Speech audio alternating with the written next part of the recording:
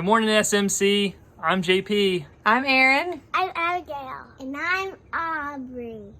We miss you. Enjoy the service.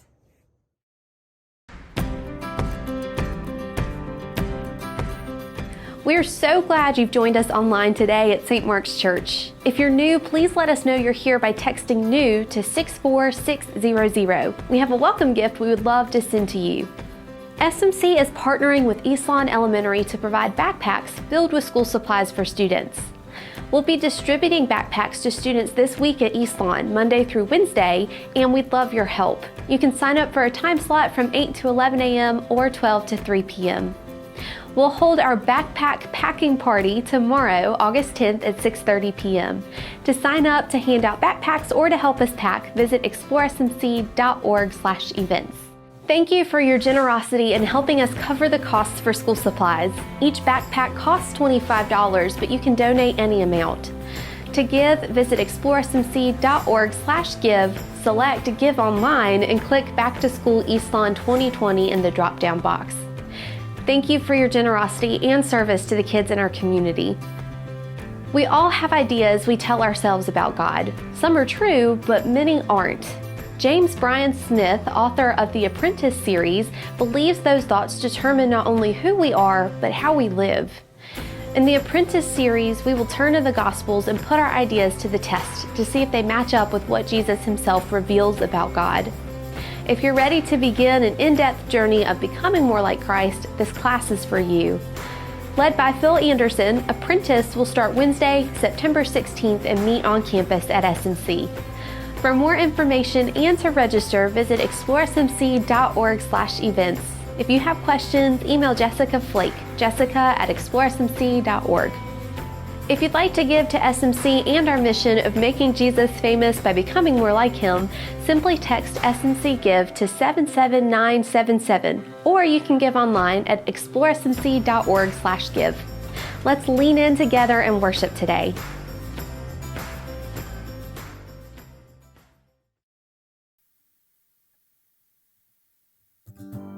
Thank you for joining us, St. Mark's. If you will, please worship with us. I was buried beneath my shame. Who could carry that kind of weight?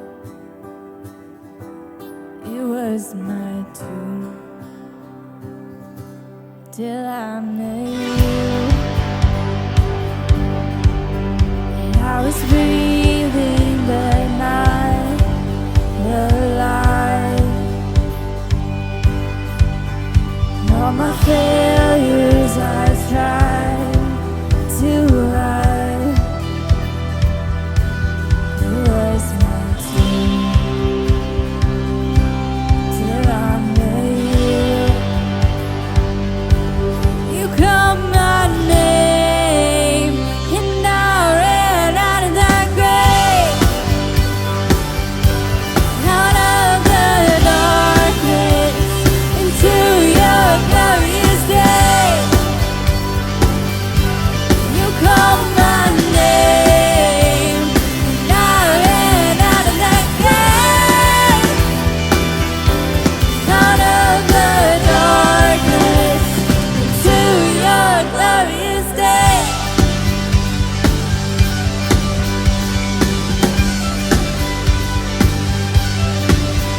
Now your mercy has saved my soul.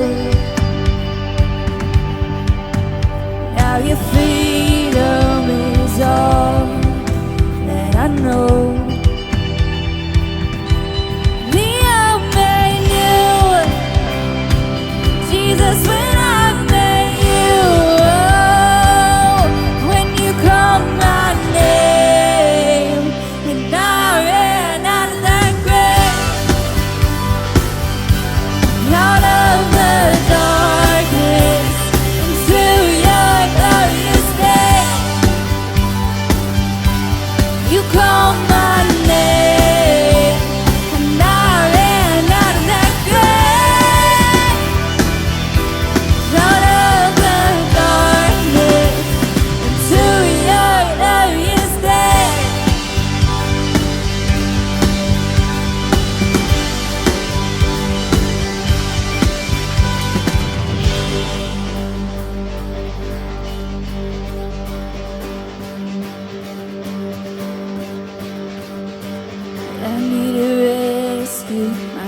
was heavy.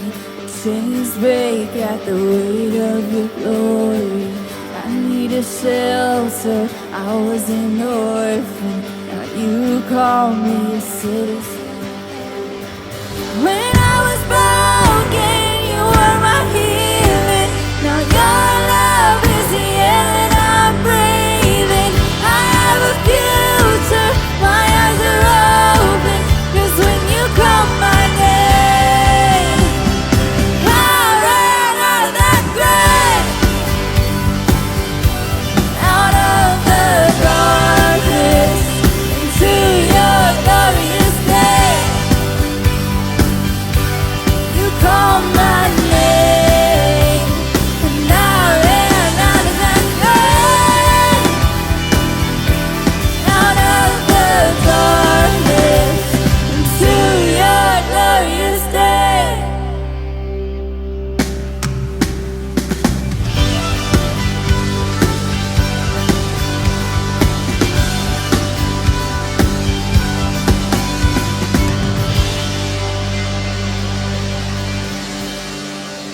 Amen. Thank you for worshiping with us. My name is Alex Johnson, and I have had the pleasure of being an intern here this summer at St. Mark's. Before I head back to college next week, I'm going to introduce you to a new song. This song is called Run to the Father, and it's been one of my favorites over the past probably year or so. The premise of the song is, regardless of where you are in life, regardless of your future, regardless of your current situation, you can always run to God. Regardless. He is always going to have you. He always loves you. And as we sing this next song, I just pray that you will keep this in mind.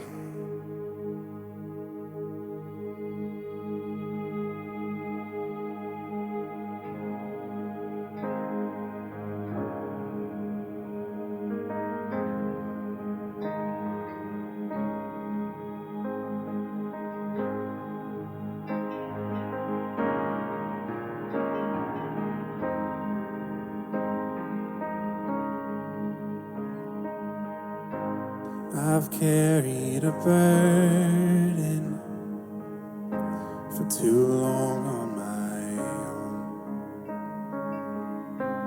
I wasn't created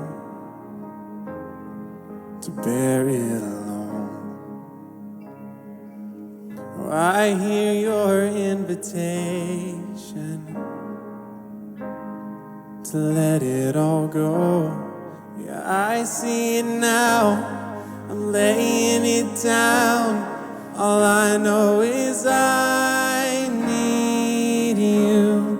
I run to the Father, fall into grace. I'm done with the hiding, no reason to wait. My heart needs a surgeon, my soul needs a friend. So I run to the Father again and again and again and again. Oh, oh, oh, oh. You saw my condition, had a plan from the start. Your Son for redemption, the price for my heart. And I don't have a context for that kind of love. I don't understand, I can't comprehend. All I know is I need you. I run to the Father, fall into grace. I'm done with the hiding, no reason to wait. My heart needs a surgeon, my soul needs a friend. So I run to the Father again and again and again and again. Oh, oh, again and again and again and again. Oh, oh, oh, my heart sight. Long before my first breath, running into your arms is running to life from death. And I feel this rush deep in my chest. Your mercy is calling out. Just as I am, you pulled me in, and I know I need you now. I run to the Father, fall into grace. Done with the hiding, no reason to wait. My heart needs a surgeon, my soul needs a friend. So I run to the Father again and again. I run to the Father, fall into grace. Time with the hiding, no reason to wait. My heart found a surgeon, my soul found a friend. So I run to the Father again and again, and again and again. Oh, oh, again and again and again and again. Oh, oh, oh, again and again.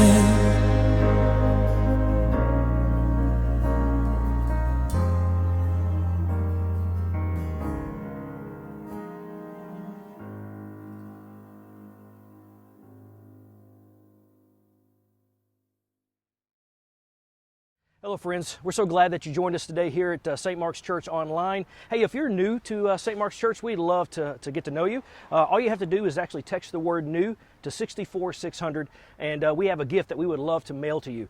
So just reach out, take out your smartphone, text the word new to 64600, let us know you've joined us today. Hey, I got some really great news for you. I know you guys know that every single year we support East Lawn Elementary by providing every student at that school backpacks stocked full of school supplies. Well, we've continued to do that this year. In fact, we opened up a giving portal for you to support this effort this year, and so far you've given $7,500 to go towards supporting the teachers, the students at East Lawn Elementary. In fact, we have a backpacking party happening today as well as tomorrow night. So it's some really exciting things happening here at SMC in the way that we support our community. Hey, if you want to continue to give to all of our mission efforts and the things that we're doing in our community, all you have to do is go to exploresmc.org and click the word give, and that'll allow you just to be a part of the mission and vision here at our church. Hey, some really exciting news. We're going to start regathering here on campus, on site here, starting in the end of August. First thing you need to know is that we're going to start meeting here on Sunday, August the 30th. We've got all kinds of different protocols and things that are going to guarantee our safety and yours. So kind of be looking for that in your email. If you haven't signed up for our email newsletter list, make sure you do that on our website. And be looking for communication around how we're going to be gathering here on Sundays. We're also going to be opening up our campus for all types of groups and classes to be meeting here as well. Again, we're going to try to do this very carefully and very cautiously to make sure that everybody stays safe. Last but not least, baptism is coming up. August the 30th is going to be a huge day for us. We have already got a growing list of folks that have signed up and said, you know what, I want to follow Jesus into the waters of baptism. If you would like to register for baptism, it's going to be out at Lake K-Mac. All you have to do is go to exploresmc.org, click on events, choose baptism, and sign up. If you have any questions about how we're going to do this or any concerns, all you have to do is email Jessica at exploresmc.org. Hey, we're so glad you're here today. Enjoy the rest of the service. Hi, everybody, and welcome to St. Mark's Church. About 10 months ago, when we broke ground for an expansion project, we anticipated that the new facilities would be complete, I think we told you, late summer 2020. Well, here we are. It's late summer. The expansion is just days away from final inspections, and they will officially hand us the keys. When we broke ground about 10 months ago, we also had never heard words like Corona, COVID, sheltering in place, physical distancing.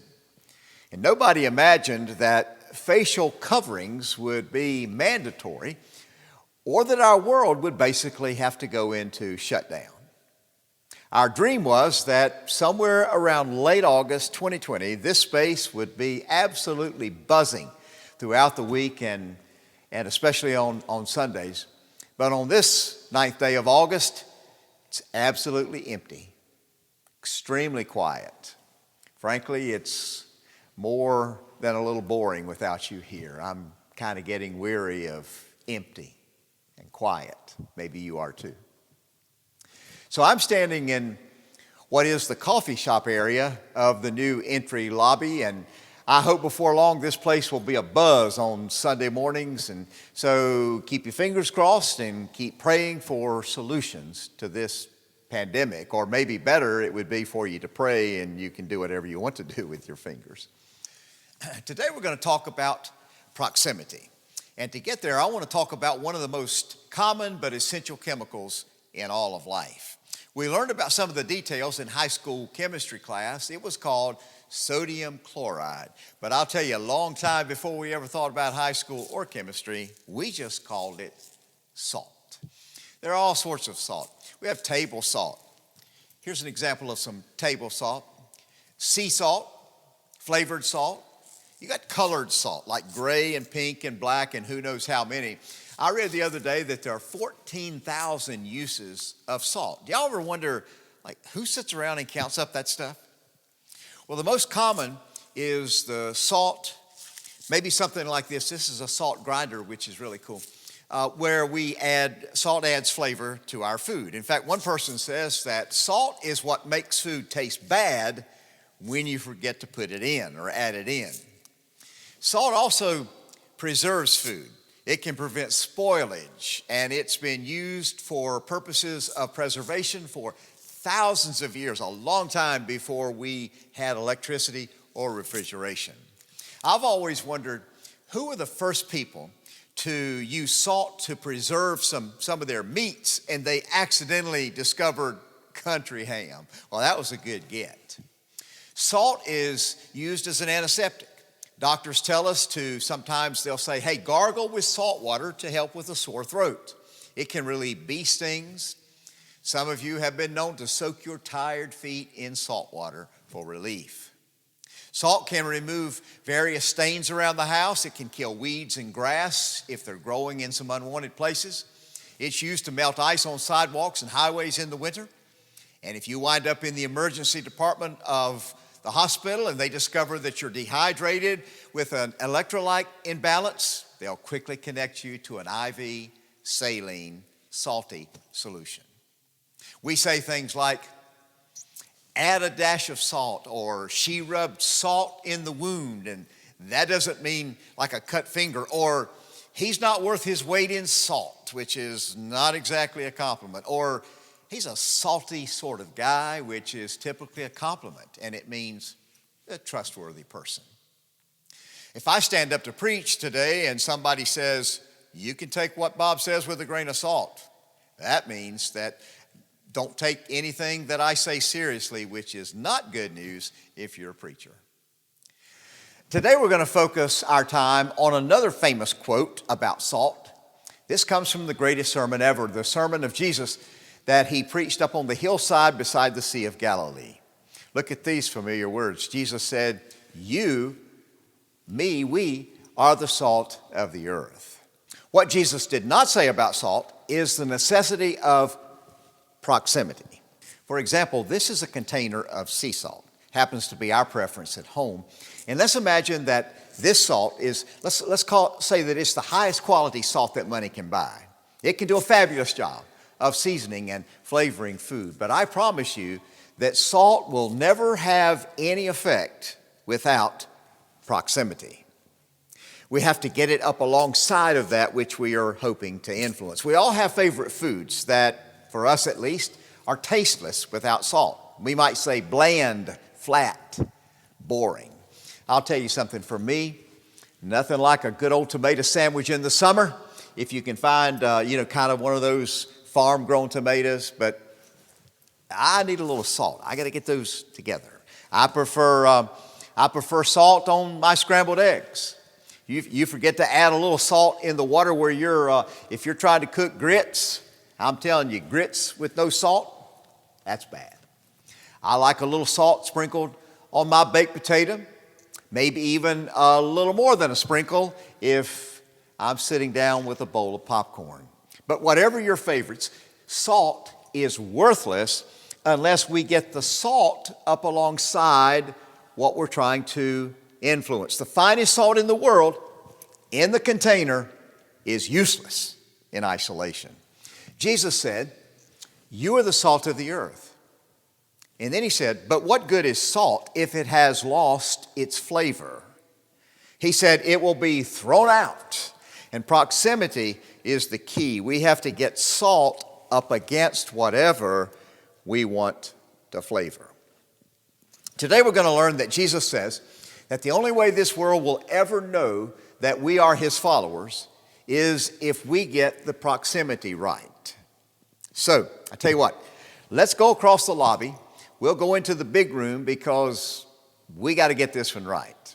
Welcome to SMC. And just for the record, I hope to see you for real really soon.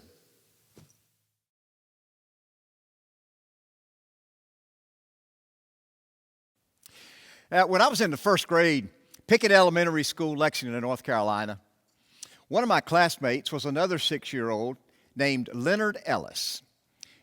He was the strangest kid I had ever known.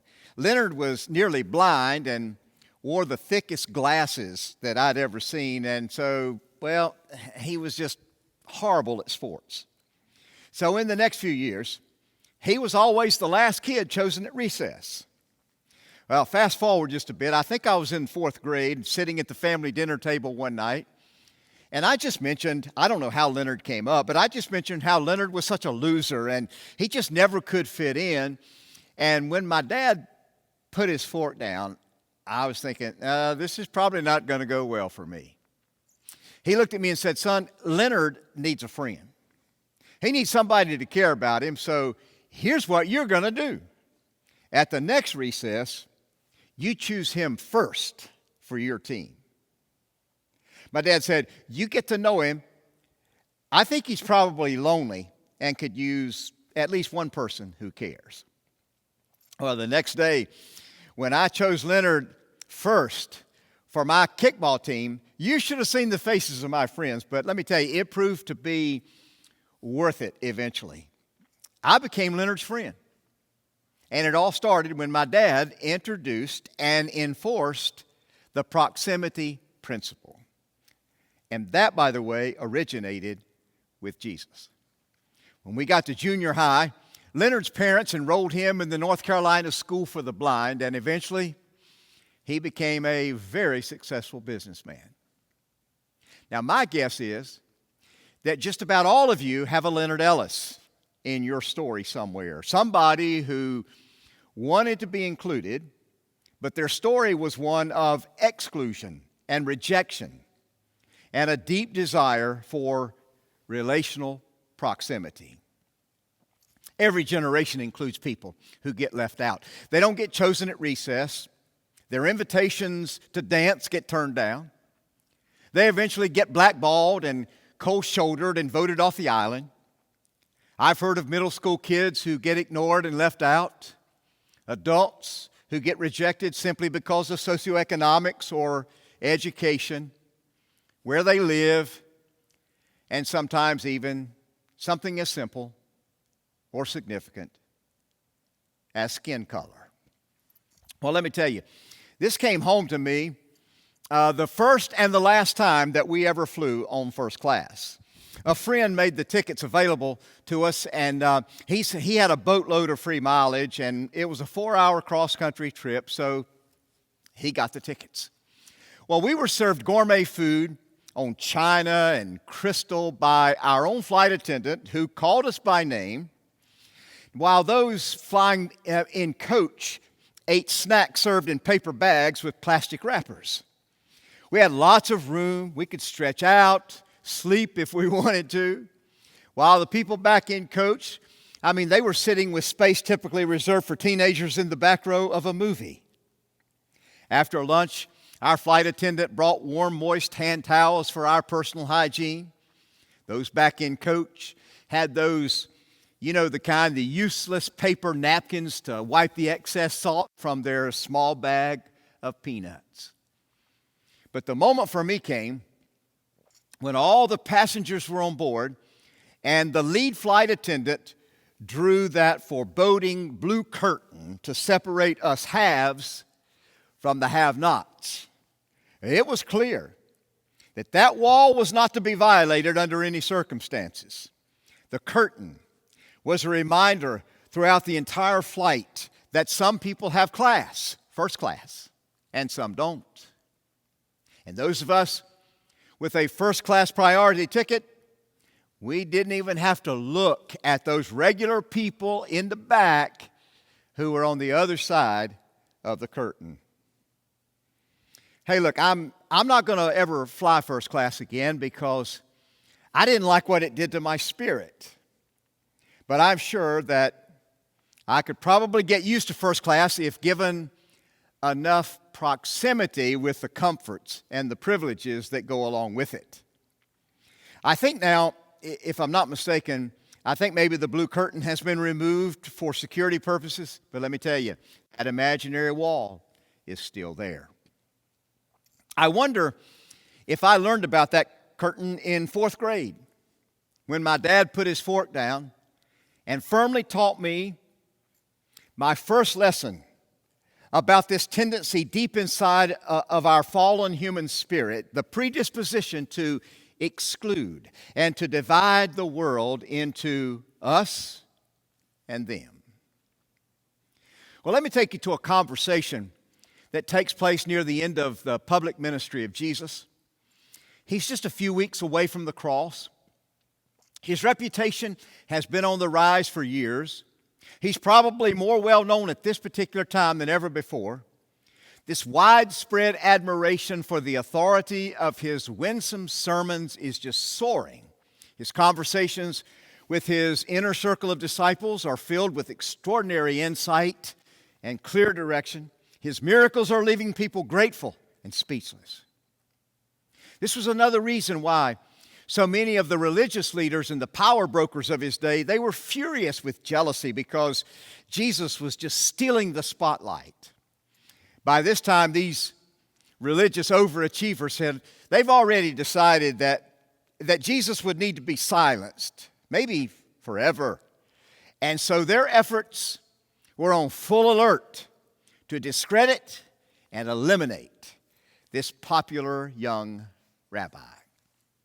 Well, in the face of this personal season of hatred and defiance, Jesus has just one crucial and decisive thing on his heart that was to make sure that everybody understood the priority of what we now affectionately call the Great Commandment. Let me show it to you. Jesus said, "Dear friends, I will be with you only a little longer. So now I am giving you a new commandment. Love each other. Just as I have loved you, you should love each other. Your love for one another will prove to the world that you are my disciples." So with this mandate hanging over us, there is an increasing level of anxiety because of the widespread anger in our day. Surely you've noticed. I mean, we're angry about a lot of things. In fact, nearly everybody seems angry. We're angry about our sometimes dysfunctional government. We're angry about this pandemic virus that has just kind of squeezed all of us and shut down almost everything. We're angry at politicians, Democrats and Republicans. Boy, I'll tell you, they're seriously mad at each other. Drivers are angry on the highways, in the busy parking lots, while they're waiting in line at Starbucks and Chick-fil-A. We're angry about flags. Fall sports are up for grabs, and we're not happy about that. We're angry about this racial divide. We're angry about tropical storms and offensive statues. A group of activists beheaded a statue of Jesus in Miami just days ago. activists burned a stack of Bibles and the American flag in front of a federal courthouse just last Friday in Portland, Oregon. We're angry about having to wear masks, and this physical distancing is growing more and more intolerable. In fact, have you seen this image? Take a look at this. If you're not angry, you've not been listening. And Jesus speaks into that signage and says, love each other. This is a new commandment, he says. Love each other the way I've loved you. And how hard can that be? Well, let me tell you, really hard. Especially since many of us are living in this anger incubator. A generation after Jesus, probably the greatest church leader of the first century, the missionary named Paul, look at what he wrote in Galatians 5. He says, "For you have been called to live in freedom, brothers and sisters. But don't use your freedom to satisfy your own sinful nature. Instead, use your freedom to serve one another in love. For the whole law," now look at this, the whole law can be summed up in one command: love your neighbor as yourself. But if you are always biting and devouring one another, watch out. Beware, he says, of destroying one another. So, do you know what the opposite of love is? It's not hate. The opposite is indifference. It's apathy and detachment. It's walls and fences, that create your side and my side, our side and theirs. Walls exaggerate borders and promote disrespect and detachment. I love what one of my friends likes to say. He says, it's time to build a bridge and get over it. Build the bridge and get over it. Jesus said, this is my commandment. Love each other in the same way I have loved you. Jesus says, look, you don't need a chapter and a verse from this large leather book. There's just one thing.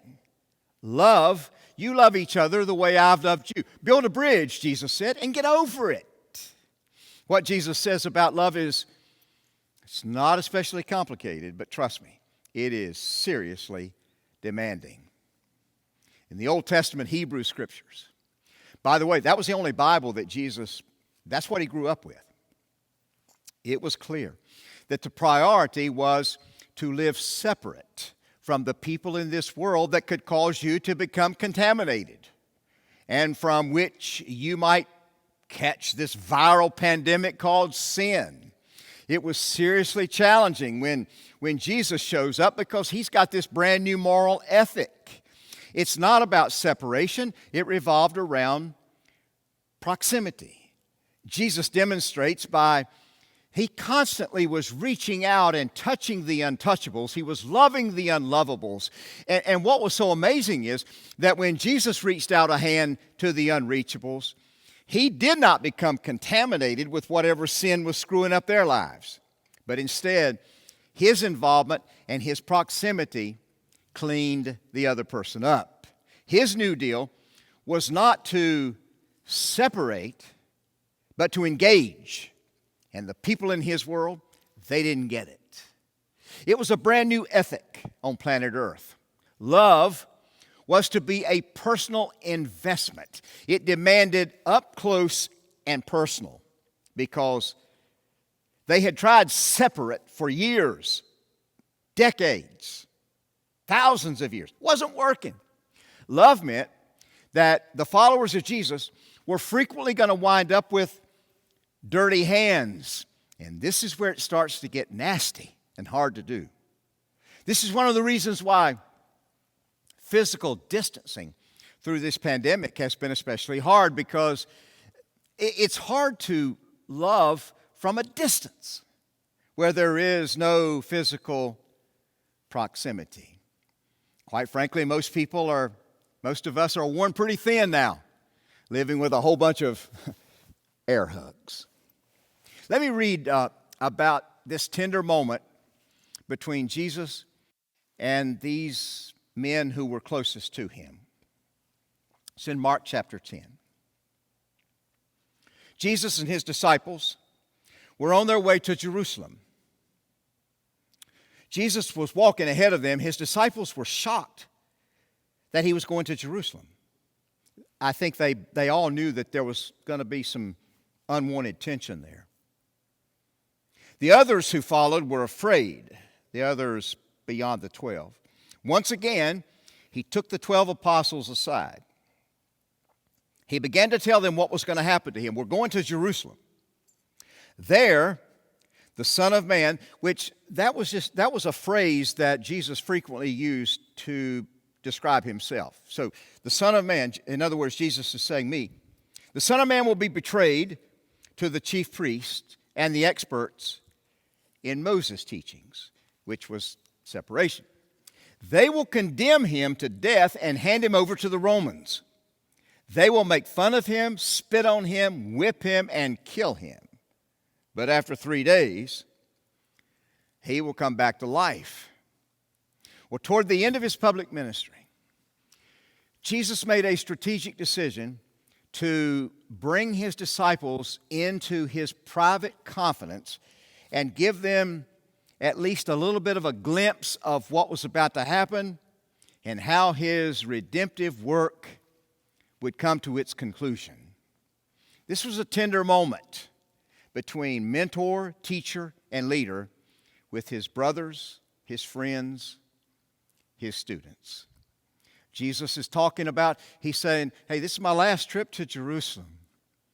There's going to be a confusing trial. I mean, he's just pouring out his heart.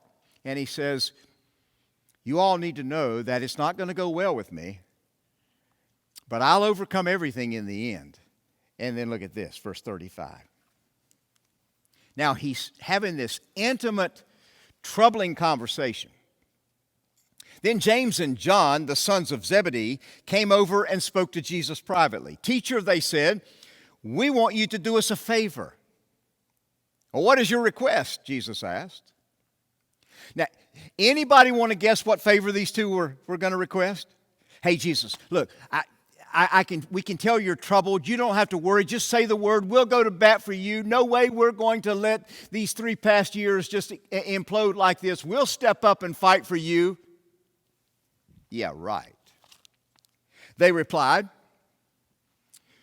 when you sit on your glorious throne, we want to sit in places of honor next to you, one on your right and the other on your left. Wow, I mean, what an honorable request.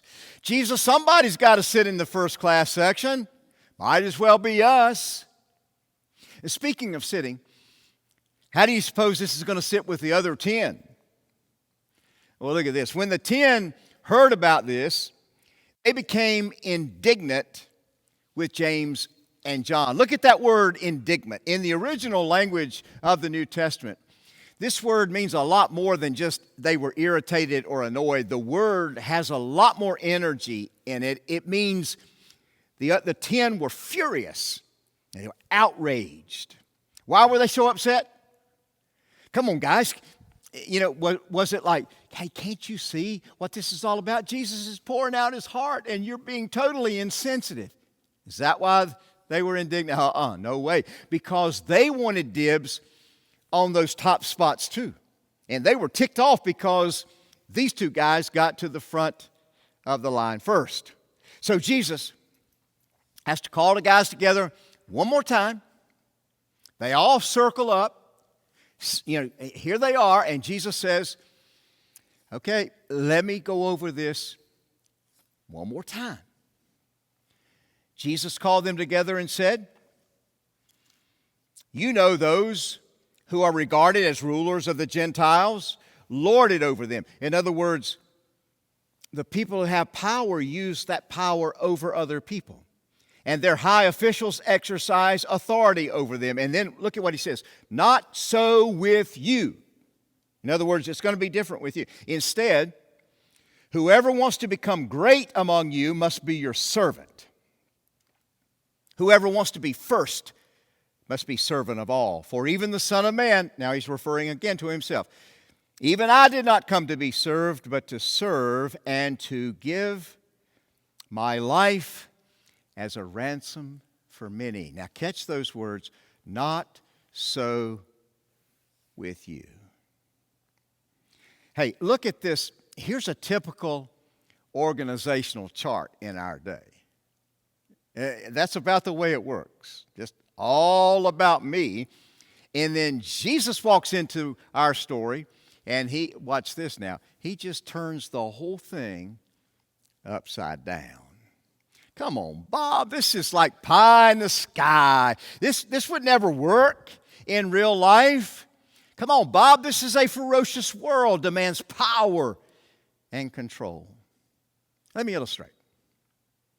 Jim Collins, not exactly a devoted follower of Jesus, but several years ago, he decided to study some of the greatest companies in America run by the greatest leaders and the leaders and companies that have been most successful.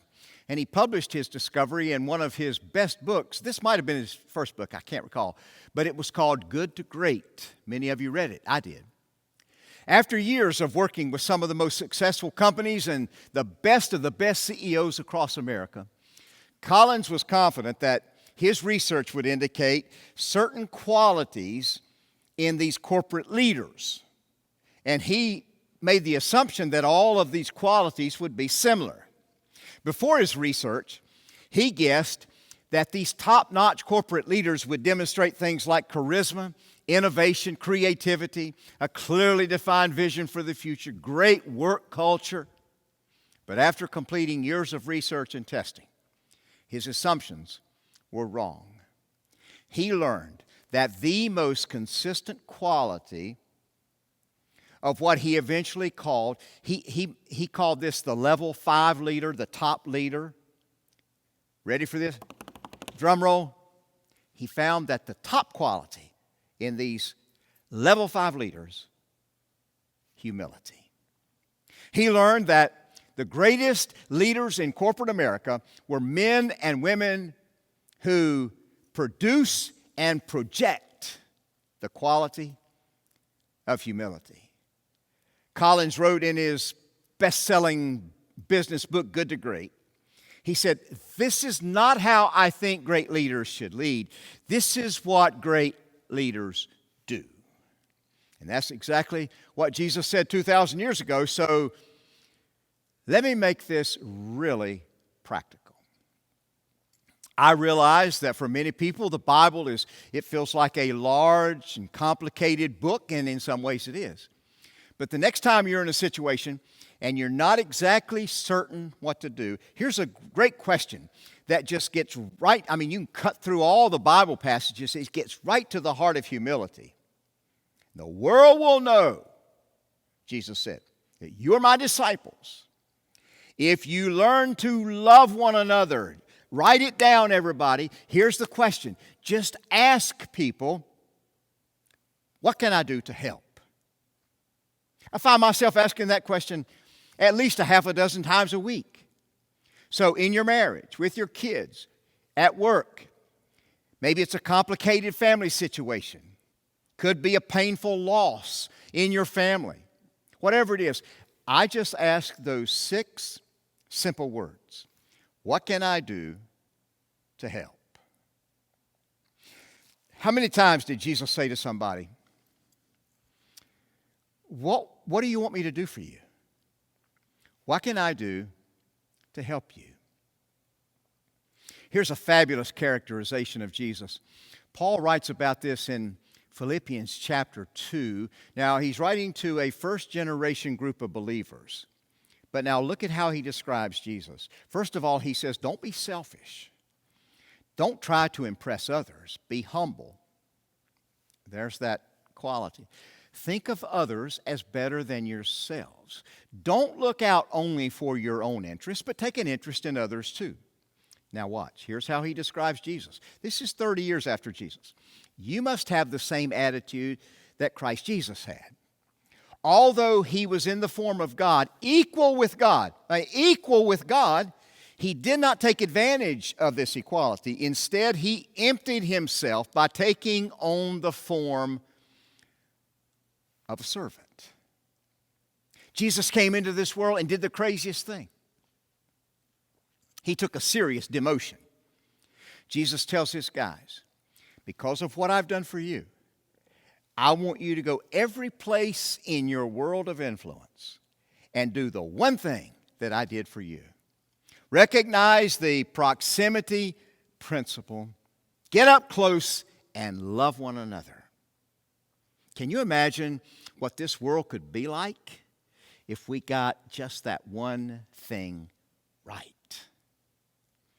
I'll tell you, most every company would want to hire us. People would want us on their team. We would be respected and held in high regard if we just got this one thing right. Marriages, family life, our communities, workplaces, our schools and churches, they would all be better if we just learned this one thing: love and lead with humility. So let me give you a biblical example. And I'm not sure we have anything in our day that really comes close to illustrating as this does. When Jesus was walking on this planet, one of the most important parts of personal hygiene was foot washing. There were almost no paved streets, so the dirt roads were either dirty, dusty, or muddy. Think about it. Animals everywhere. Donkeys, they were the 21st century version of the pickup truck. There were farm animals like oxen, who would have served in those days like a tractor for those old school farmers. Plus, many of the sheep herders would move their flocks on these neglected streets and roads. There were no sewage systems, no garbage or recycle vehicles, none of those cool service trucks, that can sweep our city streets, no large roadside containers, and there is no evidence that they hired people like the dudes that walk behind the elephants in the circus with their oversized scoopers. All that can only mean one thing. Not only was there dirt and lots of mud, but there was lots of poop. Whenever you entered a person's home for a visit, or maybe for dinner, everybody in those days had a basin of water sitting by the front door and a drying towel. It was standard equipment in every home. So you would always wash your feet, even if it was your own house. You wash your feet before you entered.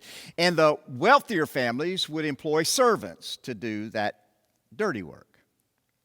Plus, when it was dinner time, tables were not like what we're used to, where you grab a chair and you pull yourself up to the table. How many times do you sometimes say to your kids, they pull up the chair and they're slouching or something and you say, sit up straight? Well, they didn't do that. Dinner tables were very low, and so guests would typically spread out, so basically their feet were up there in everybody's food with all the dirt and mud and that other stuff. So if you have stinking feet now, in the first century, it was fragrant and disgusting and hardly conducive to a pleasant dining experience. Now, if you think foot washing for those people was a symbolic gesture of hospitality, think again.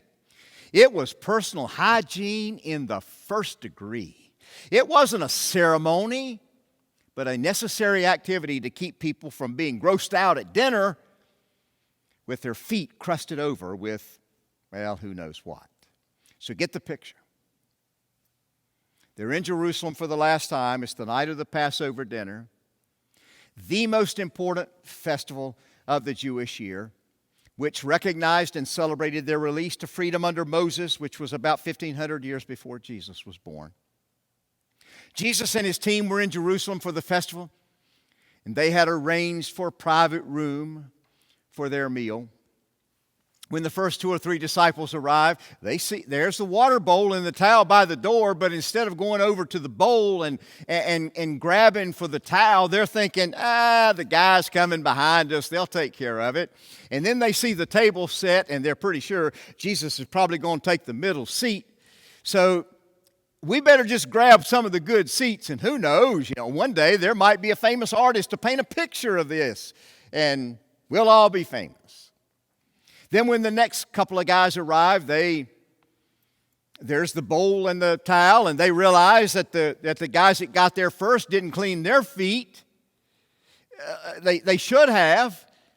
So these guys are thinking, well, we're not going to do that, because they're looking around and they're thinking there's still some pretty good seats up for grabs. So they've also heard that maybe someday might be a famous picture of this moment. Maybe if they get stuck at the end of the table, then nobody will even notice. And then how hard is it for us to accept that all 12 of the guys do the same thing? Now, here's the way the story breaks. John chapter 13. Before the Passover celebration, Jesus knew that his hour had come to leave this world and return to his Father. He had loved his disciples during his ministry on earth, and now he loved them to the very end. So now get the picture. Jesus is experiencing staggering tension and anxiety. Unless something dramatic happens before sundown the next day, Jesus will be executed on a Roman cross for crimes for which he was completely innocent. So with all those emotions going on inside of Jesus' spirit that night, he looks around and realizes that nobody has volunteered to help out with the foot washing. So Jesus does a most remarkable thing. Jesus got up from the table, took off his robe, wrapped a towel around his waist, poured water into a basin, and then he began to wash his disciples' feet, drying them with the towel. Jesus removes his rabbinical garments, picks up the water bowl, grabs the towel, approaches each member of his team. You talk about, this must have been one of the most humiliating moments in their 3 years together. If I suggest that it was awkward, that would be a gigantic understatement. And then watch, the tide turns, and they suddenly get apologetic, and they want to take the towel from Jesus, but he washes all their feet, including the man who will become a traitor before the night is over. This must have been one of those you could hear a pin drop moments. After Jesus washes all the feet in the room, sits back down at the table, look at this moment and this one powerful question. After washing their feet, Jesus put on his robe again and sat down and asked, "Do you understand what I was doing? I have given you an example to follow. Do as I have done to you." An example to follow. In what might have been one of the most difficult moments in Jesus' life. And what does he say? I'm going to put you guys ahead of me. Let me tell you about these men. I'll bet you they never forgot this embarrassing moment. I'll wager that from that night on, whenever they would walk into a home, even their own house, and see a bowl of water and some towels, I'll bet you they had a flashback. Water bowls and towels were forever a reminder of that embarrassing, humiliating moment. And then there is this classic moment when Jesus gives them, here's something brand new. Jesus said, I am giving you a new commandment. Love each other. Just as I have loved you, you should love each other. Because your love for one another will prove to the world that you are my disciples. Jesus says, if you'll just do this one thing, and if you'll do it well, and if you'll do it with consistency, and if you'll do it with great character, with rock-solid, resolute, unshakable devotion, just this one thing, just get the proximity right and love one another, we can change the whole world. Can you wonder what your life would be like, your reputation, your marriage, your family, your relationships, your neighborhood, your company, your sports teams. What could things be like if we got this one thing right? Jesus says, just one thing, gentlemen. Go love the people in your world the way I have loved you, and do it over and over every day with relentless devotion. Go and engage the least, the helpless, those that are out there on the margins, the hopeless and forgotten, and remember that when you love them, you're loving me. Jim Collins, he studied 1,435 companies. And each of these companies were companies that eventually moved from a good company to a great company.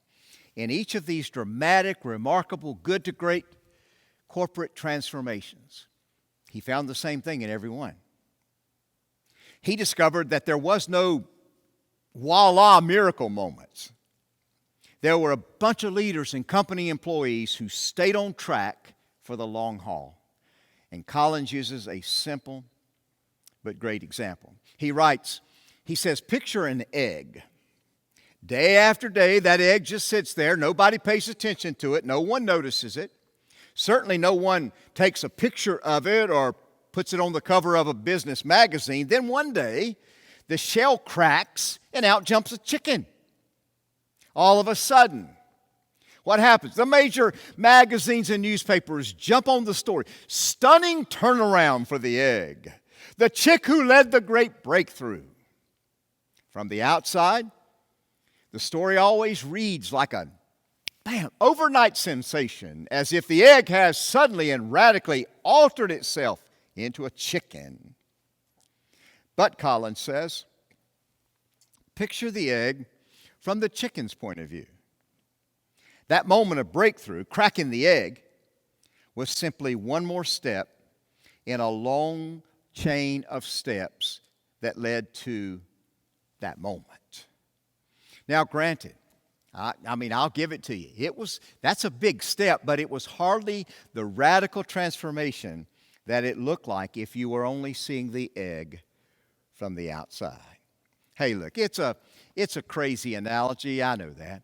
But sometimes our standard way of looking at change in life is just as silly. Everyone looks for that miracle moment when the change happens. And quite frankly, it's almost never like that. I've had many people ask me about my moment that occurred 51 years ago last night. I bowed my heart and I lowered to my knees to the Lordship of Jesus. 17 years old. Some people have asked me, so what was the change like? Hey, look, I get the question. There was a change, but it was almost 100% an inside change. Certainly, it had a huge impact on my values, my priorities, and my standards. But if you're wondering if there was some sort of miraculous change on the outside part of me, that decision-making, behavior choices that were going to be required for a high school senior and soon-to-be college student, it was one day, it was one night in a lifetime that started discoveries and decisions and lots of course corrections. And you know what, everybody? Nothing has changed in the past 51 years. But from August the 8th, 1969, I knew who I wanted to be. I wanted to be a sold-out follower of Jesus. I wanted my life to reflect that Jesus was not just the Lord of my life, but He was the leader for my future. And the fact is, though, it has taken a whole lifetime to get there. And today is the next day. So what's a mature follower of Jesus like? Maybe they know more verses than anybody, lead Bible study groups, like serving on leadership committees in the church, and they're always first to volunteer, right? No, wrong. It's not about quoting a bunch of verses from memory or being able to pray in public with eloquence. In fact, it's summed up by the way we get up alongside, and here we go again, proximity. We get up alongside the unlovable, the marginalized, and the helpless. Let me illustrate. I'll bet that not a single person watching this service is aware that reality television stretches all the way back to 1948. And that was even before I was born, believe it or not. August the 10th, 1948, a pioneering television producer named Alan Funt debuted a hidden camera reality show called Candid Camera. Now, the genius of the show is that these hidden cameras caught people in the act of being themselves, and it was hilarious. It produced a bunch of side-splitting moments. In one episode that they called Face the Rear, an unsuspecting person walked onto an elevator and naturally did what you always do. When you walk on the elevator, you face the front of the elevator. You face the door and that panel of buttons. That's when 3 actors walk onto the elevator and they all face the rear. Now, there was a hidden camera in the elevator and captured the angst of this 4th person. This guy's looking, and do I turn and face the back or not? Finally, another actor, the elevator stops, and another actor gets on the elevator, and she also faces the rear. And without exception, the person facing the front would turn around and face the rear of the elevator. The silent pressure of those facing the back was just too overwhelming for that person to remain the only one facing the door. As one researcher put it, that study suggests that humans flock like sheep and birds, subconsciously following a minority. Here's what they learned. If only 5% are consistent, they can influence a crowd. And the other 95% will sometimes trail along without even being aware of who they're following. Now, you know where I'm going with this. We have marketing experts, and they earn billions of dollars a year creating ads and commercials, and they know how to influence us. Corporations spend a ton of advertising money on those insidious little pop-ups. You know, when you're on Google or your own search sites, and you know how those things just kind of pop up there on your computer monitor? They know, these marketing gurus know that we instinctively look to other people to inform many of the decisions that we make every day. The corporate people, they just can dress it up and make it look really good, and they take advantage of the persuasive powers of influence. Now, psychologists have a name for this phenomenon. They call it peer pressure. Jesus called it salt and light, the proximity principle. Love the people in your circle of influence and change your world one life at a time. Never forget this. Salt and light require proximity. This is Tony Evans. He's the pastor of Oak Cliff Bible Fellowship in Dallas. He's one of my favorite preachers, by the way. Several years ago, Tony and his wife Lois took a cruise to Alaska with some friends, and here's how Tony describes one particular moment. On the 4th day of their cruise, the storm broke out, and this was frankly, the worst storm that Royal Caribbean had ever had. The waves were 25 feet high. Dinner plates were flying all over the place. Pianos were rolling across the floor. People were screaming. Dozens of passengers were throwing up. It was a messy situation. Tony says that his wife was so upset that she picked up the telephone and said, "May I speak to the captain, please?" And they said, "Madam, the captain's up on the bridge, and he can't talk to anybody right now because of the storm." She said, would you please tell him that I'm very upset that he would put us through this. He knew this storm was coming, and I just want to register that I am thoroughly upset about this. The person said, "You bet I will relay your concerns to the captain." And Tony says, "We were shocked. A few minutes later, our phone rang, and it was the assistant to the captain. My wife was on the phone, and he said, 'Madam, we just received your message. We gave it to the captain. He asked me to call and relay 2 things to you. First of all, madam, go to sleep. The captain is going to stay up, and there's no need for both of you to stay awake. Second thing is, the captain wants you to know that this ship was built with this storm in mind. The builders of this ship knew there was going to be a day when we would have to face nature in all of its vicious cycle and power. So when they were putting this boat together, madam, they contemplated this particular moment. This boat was engineered and built in such a way that on whatever day the storm came, while it would be inconvenient, irritating, aggravating, exasperating, and traumatic, what you need to know is that all of that was considered when this ship was being built. So while the storm is bad, madam, you need to know this boat is better. I have no clue what storms, crises, life challenges, or pandemics that we're going to face in our lifetime, but I do know that for most of us, we're either just coming out of a tough season, we're in one now, or there's an unexpected crisis right around the next corner. And I know this: Jesus came to remind us that God is with us with the storms in mind. And the defining mark of every follower of Jesus: just love one another. The first church in the first century, they got it right. Now think about it. They didn't have a Bible for another 400 years. There were no church buildings, not on planet Earth, for almost that many years. So these people marched out into their world with one dominating ethic. They were going to love people the way Jesus loved them. And in just 300 years, it was changing their whole world. And Christianity was dominating. It was the dominating force even in the Roman Empire.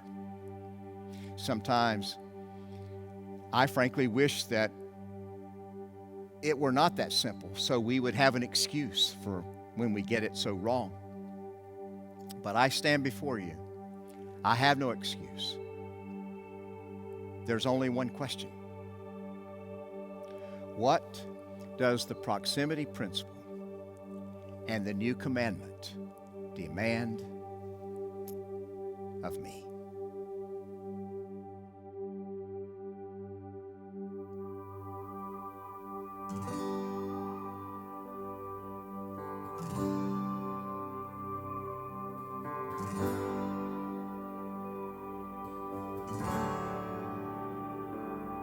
How deep the Father's love for us, how vast beyond all measure, that He should give His only Son to make a wretch His treasure. How great the pain of searing loss, the Father turns His face away, as wounds which mar the chosen one bring many sons to glory.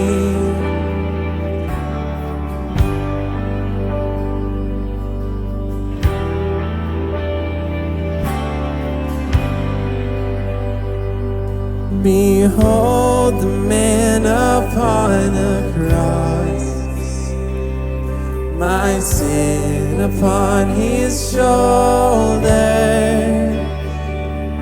Ashamed I hear my mocking voice call out among the scoffers.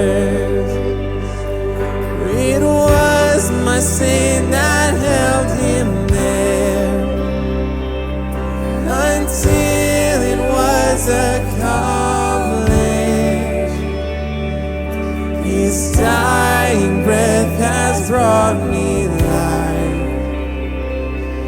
I know that it is finished.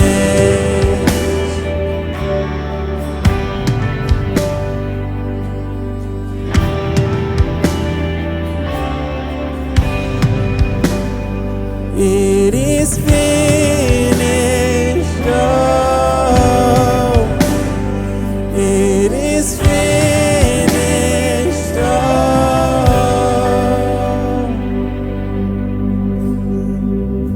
I will not boast in anything. No gifts, no power, no wisdom. But I will boast in Jesus Christ, His death and resurrection.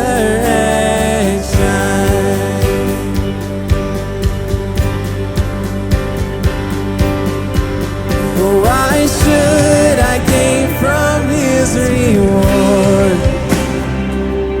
I cannot give an answer. But this I know with all my heart, His wounds have paid my ransom. Why should I gain from His reward? I cannot give an answer. But this I know with all my heart, His wounds have paid my ransom. Yes, this I know with all my heart, His wounds have paid my ransom.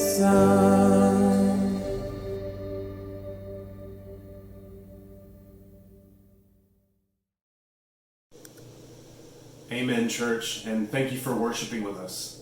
My name is Chris Yingle. I'm the music director at St. Mark's Church, part of the creative team.